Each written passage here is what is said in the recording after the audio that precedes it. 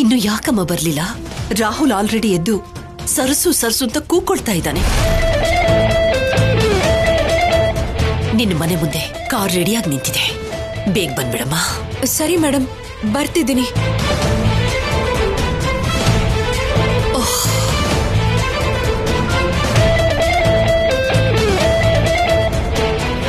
ಏನಂತೆ?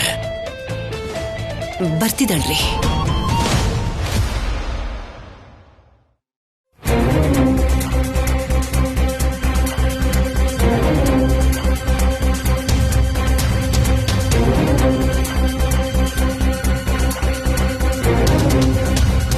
ಭಾಷಿಣಿ ತಗೋ. ನಂಗೇನು ಬೇಡಮ್ಮ, ಈಗಾಗ್ಲೇ ತಡ ಆಗಿದೆ. ನಾನ್ ಹೋಗೋದ್ ಲೇಟ್ ಆದ್ರೆ ಎಲ್ರ ಮೇಲೂ ಕಿರ್ಚಾಡ್ತಾನೆ. ನೇ ಅಂತಿದ್ಯಾ? ಈಶ್ವರಿ ದೇವಿ ಅಂತ ಹೆಂಗಸಿನ ಹೆಸರಲ್ವಾ ಹೇಳಿದ್ದು? ಹಾ ಹೌದು, ಅಂದ್ರೆ ನಾನು ನೇ ಅಂದಿದ್ದು ಮ್ಯಾನೇಜರ್ಗೆ. ಅವನೊಬ್ಬ ದೊಡ್ಡ ಟಾರ್ಚರ್ ಕ್ಯಾಂಡಿಡೇಟ್, ಅವ್ರ ಪಕ್ಕದಲ್ಲೇ ಇರ್ಬೇಕು ಅಂತ ಹೇಳ್ತಿರ್ತಾನೆ. ಅದಕ್ಕೆ ಅರ್ಜೆಂಟ್ ಆಗಿ ಹೋಗ್ಬೇಕು. ಅಲ್ಲಿ ಹೋಗಿ ತಿಂತೀಯೋ ಇಲ್ವೋ ಅಮ್ಮ? ಸಾವಿತ್ರಿ, ಆ ಟಿಫನ್ ಬಾಕ್ಸಿಗೆ ಹಾಕೊಡು. ಅಯ್ಯೋ, ಅಗತ್ಯ ಇಲ್ಲಮ್ಮ, ಅಲ್ಲಿ ಫುಡ್ಗೆ ಯಾವ ತೊಂದ್ರೆನೂ ಇಲ್ಲ. ಅಕ್ಕ ಅಕ್ಕ, ನಿನ್ಗೋಸ್ಕರ ಕಾರ್ ಬಂದಿದೆ. ಹಾ ಸರಿ, ನಾನು ಹೊರಡ್ತೀನಿ, ಬಾಯ್. ಅಮ್ಮ,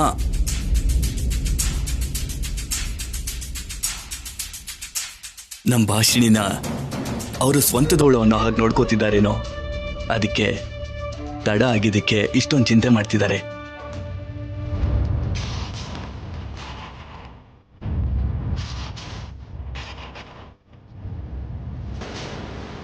ಇಷ್ಟು ಬೆಳಗ್ಗೆನೆ ಎಲ್ಲಿಗೆ ಹೋಗಿರ್ತಾಳೆ? ಸರಸು,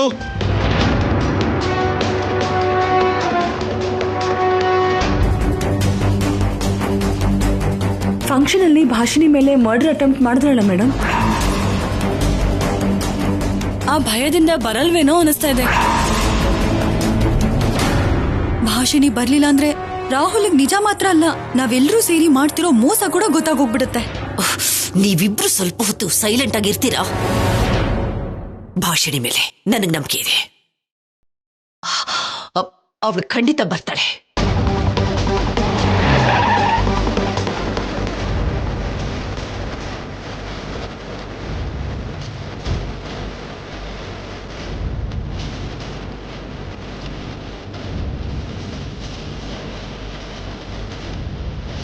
ಅಮ್ಮ ಭಾಷಿಣಿ, ನಿನಗೋಸ್ಕರನೇ ಕಾಯ್ತಾ ಇದ್ವಮ್ಮ. ರಾಹುಲ್ ಆವಾಗ್ನಿಂದಲೂ ನಿನ್ನನ್ನೇ ಕೇಳ್ತಾ ಇದ್ದಾರೆ. ಈಗಾಗ್ಲೇ ಲೇಟ್ ಆಗೋಗಿದೆ, ಬಾ ನಡಿ ಒಳಗೆ. ಮೇಡಮ್ ಮೇಡಮ್ ಮೇಡಮ್, ಇಷ್ಟೊತ್ತವರೆಗೂ ಇವಳು ಬರ್ದೆ ಏನ್ ಮಾಡ್ತಿದ್ಲು ಅಂದ್ರೆ ಅಣ್ಣಂಗೆ ಏನ್ ಉತ್ತರ ಹೇಳ್ತಾಳೆ ಇವಳು?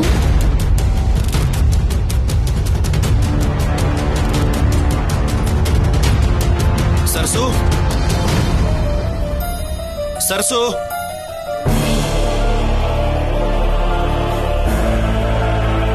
ಸರಸು, ನನ್ನ ಹತ್ರ ಒಂದು ಐಡಿಯಾ ಇದೆ.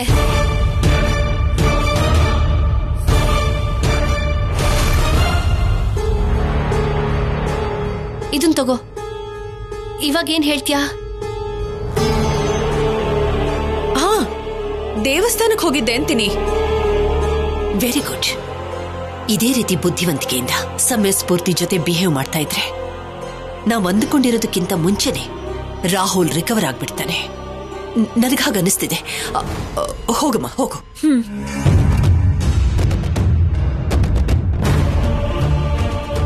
ಸರಸು,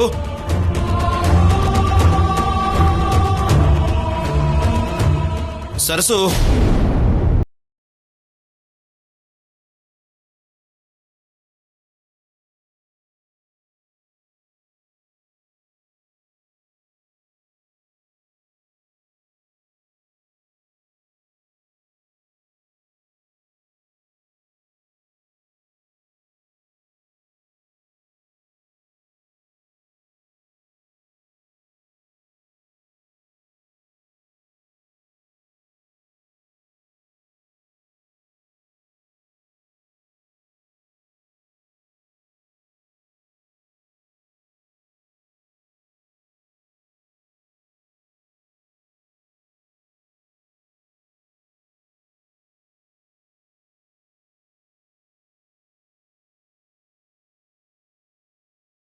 ದೇವ್ರಿಗೆ ಯಾಕೆ ಪೂಜೆ ಮಾಡಕ್ ಹೋಗಿದ್ದೆ?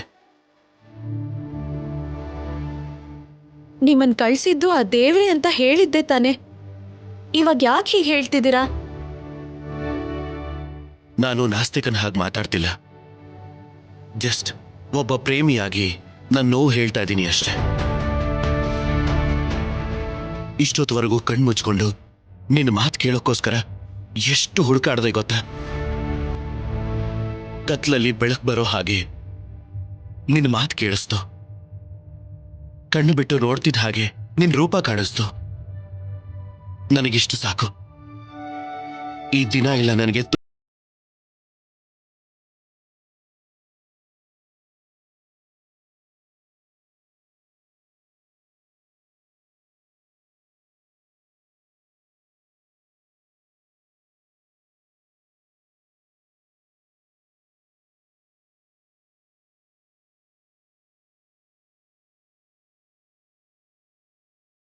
ಇಲ್ಲ ಸರ್ಸು.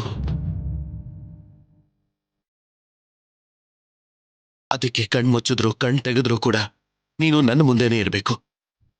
ನಾನು ಈ ನಗುನೇ ನೋಡ್ತಿರ್ಬೇಕು. ತಾಯಿಗೋಸ್ಕರ ಅಳೋ ಮಗುವಿನ ಹಾಗೆ ನಾನು ನಿನಗೋಸ್ಕರ ಎಷ್ಟು ಕಾಯ್ತಾ ಇದ್ದೆ ಗೊತ್ತಾ? ಪ್ಲೀಸ್ ಸರ್ಸು, ಇನ್ಯಾವತ್ತೂ ನನ್ನನ್ನು ಬಿಟ್ಟು ಹೋಗ್ಬೇಡ, ಸರಿನಾ?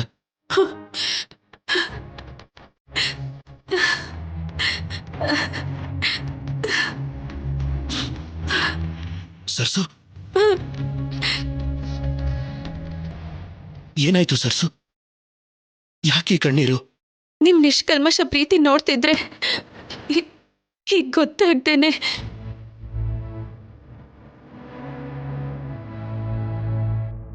ಇದನ್ನೇ ಪ್ರೀತಿ ಅಂತಾರೆ. ಇದೊಂದು ಮ್ಯೂಚುವಲ್ ರಿಲೇಷನ್. ಇಲ್ಲ ಇಲ್ಲ, ರಿಲೇಷನ್.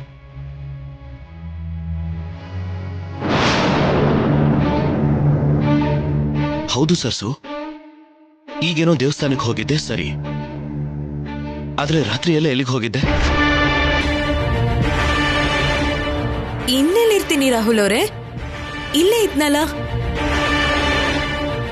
ಹೌದಾ? ರಾತ್ರಿ ನಾನಿನ್ನ ನೋಡಿದಾಗ ನೀನೆಲ್ಲೂ ಕಾಣಿಸ್ಲೇ ಇಲ್ವಲ್ಲ?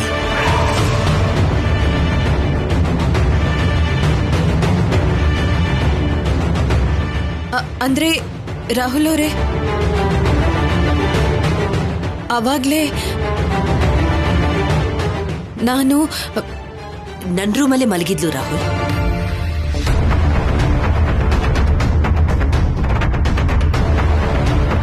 ಅವ್ರ ರೂಮಲ್ಲಿ ಯಾಕೆ ಮಲಗಿದ್ದೆ ನೀನು? ನೋಡು ಸರ್ಸು, ನಾನ್ ನಿನಗೆ ತಾಳಿ ಕಟ್ಟಿರೋ ಗಂಡ. ನೀನು ನನ್ನ ಪಕ್ಕನೇ ನನ್ನ ಹತ್ರದಲ್ಲೇ ಇರಬೇಕು ಅಂತ ನಾನು ಕೇಳ್ಕೊತೀನಿ. ಇವತ್ತಿನಿಂದ ನೀನು ನನ್ನ ರೂಮಲ್ಲೇ ಮಲ್ಕೋಬೇಕು. ಸರಿ ರಾಹುಲ್ ಅವರೇ, ನೀವ್ ಹೇಳ್ದಾಗೆ ಮಾಡ್ತೀನಿ. ಮೊದ್ಲು ನೀವು ಹೋಗಿ ರೆಡಿಯಾಗಿ ಬನ್ನಿ, ನಾನ್ ತಿಂಡಿ ಸಿದ್ಧ ಮಾಡ್ತೀನಿ. ಈಗಾಗ್ಲೇ ತುಂಬಾ ತಡ ಆಗಿದೆ ಅಲ್ವಾ? ಹೋಗಿ. 2 minutes ಸರ್ಸು.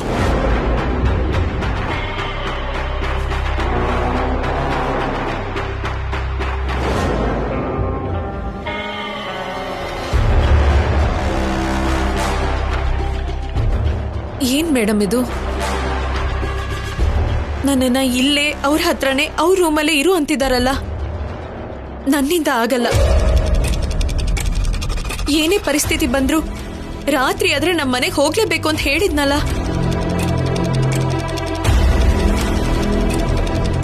ಇನ್ಯಾವ ಆಪ್ಷನ್ನೂ ಇಲ್ಲ. ಇದ್ರೂ ನನಗ್ ಬೇಡ. ನೀವು ದಯವಿಟ್ಟು ಅರ್ಥ ಮಾಡ್ಕೊಳ್ಳಿ.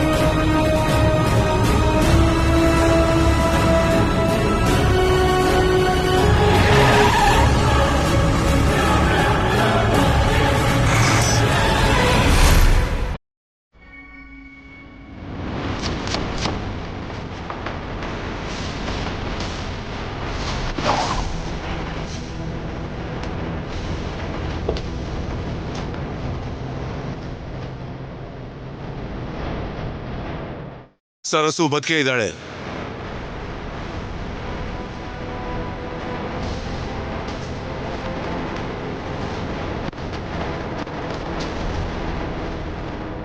ವಾಗ್ದೇವಿ ಮನೆಗೆ ಹೋಗಿದ್ದಾಳೆ ಅಂದ್ರೆ ವಾಗ್ದೇವಿ ಮನೇಲಿ ಇರ್ತಾಳೇನೋ. ವಾಗ್ದೇವಿ ಮನೆಗೆ ಹೋದ್ರೆ ನನ್ನ ಮಗಳನ್ನ ನೋಡ್ಬೋದು.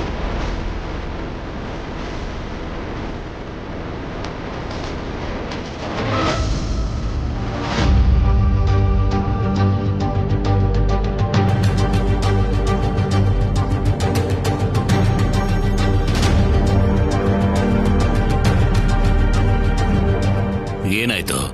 ಯಾಕೆ ಅವನು ಹಾಗೆ ಓಡಾಡ್ತಿದ್ದಾನೆ? ಭಾಷಣ ಇಲ್ಲ ಅಂತ ಟೆನ್ಷನ್ ಮಾಡ್ಕೊಂಡಿದ್ದಾನೆ ಡ್ಯಾಡ್. ಏನಣ್ಣ? ಏನಂದೆ? ಅದೇ ಕಣೋ, ನಿನ್ ಹೆಂಡತಿ ಮನೇಲಿಲ್ಲ ಅಂತ ಟೆನ್ಷನ್ ಮಾಡ್ಕೊಂಡಿದ್ಯಾ ಅಂತ ಹೇಳಿದೆ. ಸರಸು ಇಲ್ಲ ಅಂದ್ರೆ ಟೆನ್ಷನ್ ಅಲ್ಲಿಲ್ಲದೆ ಇನ್ ಹೇಗಿರ್ಲಿ? ಅಣ್ಣ, ಕಾಫಿ ಕುಡಿತ್ಯಾ? ಸರಸು ಮನೆಗೆ ಬರೋವರೆಗೂ ನನಗೇನು ಬೇಡ. ನವ್ಯ, ಅವನಿಗೆ ಬೇಡ ಅಂದ್ರೆ ನನಗೆ ಕೊಡು. ಬೆಳಿಗ್ಗೆ ನಾನು ಕಾಫಿ ಕುಡಿಲಿಲ್ಲ ಅಂದ್ರೆ ಹುಚ್ಚಿಡಿಯುತ್ತೆ ಡ್ಯಾಡ್.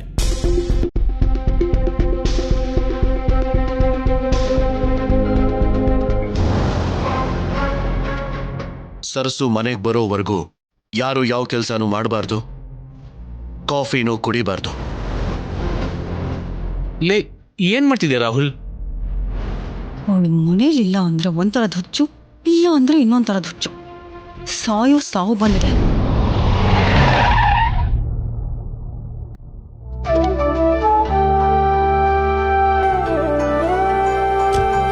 ನೋಡಿ, ಸರ್ಸು ಬಂದ್ಲು.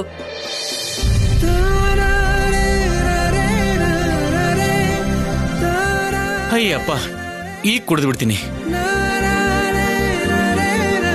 ಎಲ್ಲಿಗೆ ಹೋಗಿದ್ದೆ ಸರ್ಸು? ನನ್ಗೊಂದು ಮಾತಾದ್ರೂ ಹೇಳ್ಬೇಕು ತಾನೆ? ನಿಮ್ ಔಷಧಿ ಆಗೋಗಿತ್ತು ಅಂತ ತಗೊಂಡ್ ಬರೋದಕ್ ಹೋಗಿದ್ದೆ. ನೀನ್ ನನ್ನ ಪಕ್ಕದಲ್ಲಿದ್ರೆ ಸಾಕು ಸರ್ಸು. ನನಗೆ ಯಾವ ಪ್ರಾಬ್ಲಮ್ ಬರೋದಿಲ್ಲ. ನನಗೆ ಈ ಔಷಧಿ ಅವಶ್ಯಕತೆನೂ ಇಲ್ಲ ಸರ್ಸು. ನೀನು ಕಾಣಿಸ್ದೇ ಇದ್ದಿದ್ದಕ್ಕೆ ನಾನು ಎಷ್ಟು ಭಯ ಪಟ್ಕೊಂಡಿದ್ದೆ ಗೊತ್ತಾ? ಯಾಕೆ ಭಯ ರಾಹುಲ್? ಅವಳ ಜೊತೆ ನಾನಿದ್ದೀನಲ್ವಾ? ಅದೇ ನನ್ನ ಭಯ. ನನ್ನ ಸರಸು ನನ್ನ ಹತ್ರ ಆಗ್ತಿದ್ದಾಳೆ ಅಂತ. ಎಲ್ಲಿ ಇವಳನ್ನ ನನ್ನಿಂದ ದೂರ ಮಾಡ್ತೀರಾ ಅನ್ನೋ ಟೆನ್ಷನ್ ಅಲ್ಲೇ ಇದ್ದೀನಿ.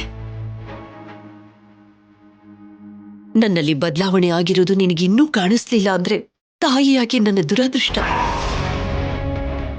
ಬದಲಾವಣೆ ಕಾಣಿಸೋದಲ್ಲ, ಶಾಶ್ವತ ಅಂತ ನನಗೆ ನಂಬಿಕೆ ಬರಬೇಕು. ಬಾ ಸರ್ಸು.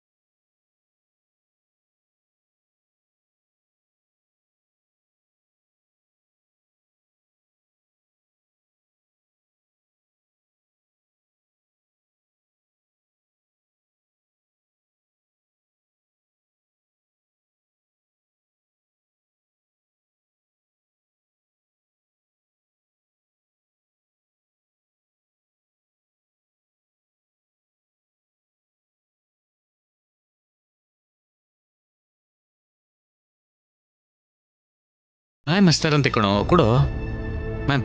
ಅಮ್ಮ ಸರ್ಸು ಹೇಗಿದ್ಯಾ ಮನೋ ಈಗ? ನೀನ್ ಬಾರೋ.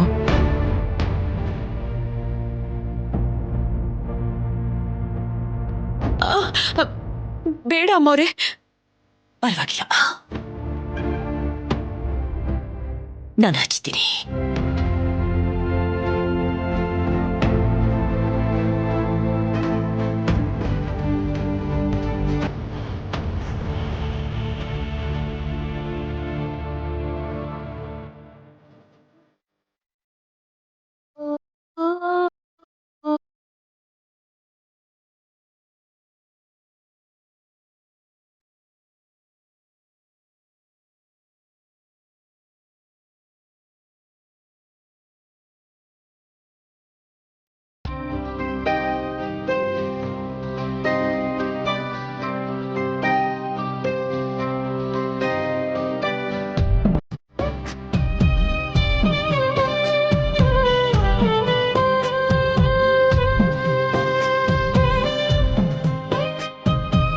ಸಾಕಮ್ಮೋರೆ.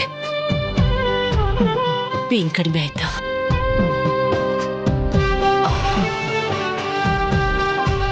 ಸರ್ಸು, ಬಾ ಒಳಗೆ ಹೋಗೋಣ.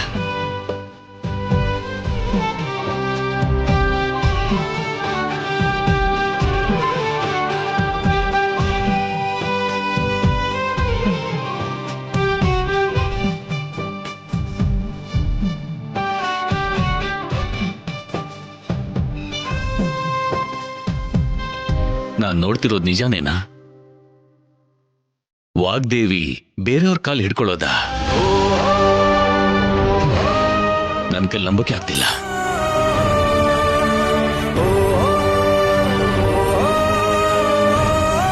ನಾನು ಭಾಷಣಿ ಕಾಲು ಹಿಡ್ಕೊಂಡಿದ್ದು ನೋವನ್ನು ಕಡಿಮೆ ಮಾಡೋದಕ್ಕೆ ಹೊರತು ಯಾರನ್ನು ಮೆಚ್ಚಿಸೋದಕ್ಕಾಗ್ಲಿ ಶಾಬಾಷ್ಗಿರಿ ತಗೊಳ್ಳೋದಕ್ಕಾಗ್ಲಿ ಅಲ್ಲ ರೀ. ಆಗೆಲ್ಲ ರಾಹುಲ್ ಪರಿಸ್ಥಿತಿ ನೋಡಿ ನಾನು ನೋವು ಪಡೆದೇ ಇರೋಂಥ ದಿನನೇ ಇರಲಿಲ್ಲ, ಕೈ ಮುಗಿಯ ದೇವರೇ ಇರಲಿಲ್ಲ. ಇವತ್ತು ಭಾಷಣಿಯಿಂದಾನೆ ನನ್ನ ಮಗನಲ್ಲಿ ಬದಲಾವಣೆ ಬಂದಿದೆ. ಮತ್ತೆ ನಮ್ಮನೆಗೆ ಸಂತೋಷನ ತಂದಿದ್ದಾಳೆ. ನಮಗ್ ಸಹಾಯ ಮಾಡ್ತಾ ಇರೋ ಭಾಷಣಿ ಕಾಲನ್ನ ಹಿಡ್ಕೊಳ್ಳೋದು ಮಾತ್ರ ಅಲ್ಲ ರೀ, ಆ ಕಾಲನ್ನ ತೊಳೆದು ಆ ನೀರನ್ನ ತಲೆ ಮೇಲೆ ಹಾಕೊಂಡ್ರು ಕೂಡ ತಪ್ಪಿಲ್ಲ.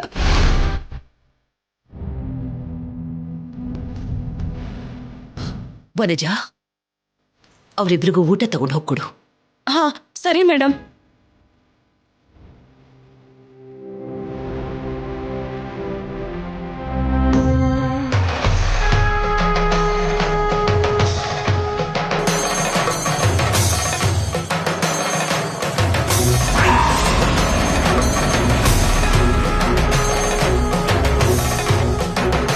ಸರಸು, ಅಮ್ಮ ಸರಸು, ಅಮ್ಮ ಸರಸು.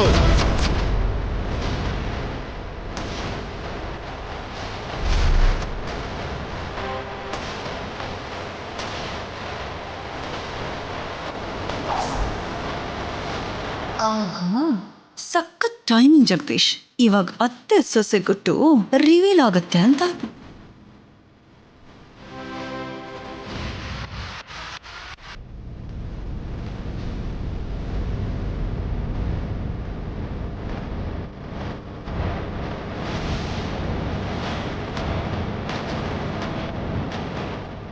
ಅರುಣ್, ನನ್ನ ಮಗಳೆಲ್ಲೋ? ಸರ್ಸು. ಹೌದು ಕಣ, ಎಷ್ಟು ದಿನ ನನ್ನ ಮಗಳು ನನ್ನಿಂದ ದೂರ ಆದ್ಲು ಅಂತ ಎಷ್ಟು ನೋವು ತಿಂದಿದ್ದೀನಿ ಗೊತ್ತಾ. ಆದ್ರೆ ಬದುಕಿದ್ದಾಳೆ ಅಂತ ಅವಳು ನೋಡಿದ್ಮೇಲೆ ಗೊತ್ತಾಗಿದ್ದು. ಎಲ್ಲೋ ನನ್ನ ಮಗಳು. ಅಪ್ಪ,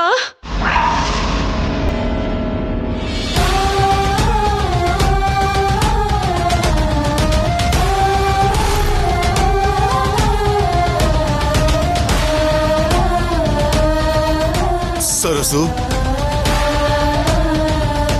ಅಪ್ಪ,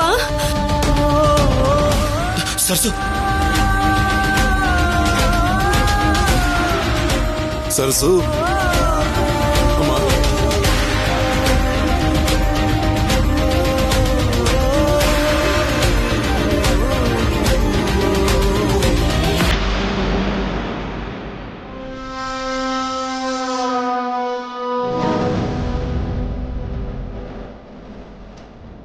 ಇಂಥ ದಿನ ಬರುತ್ತೆ ಅಂತ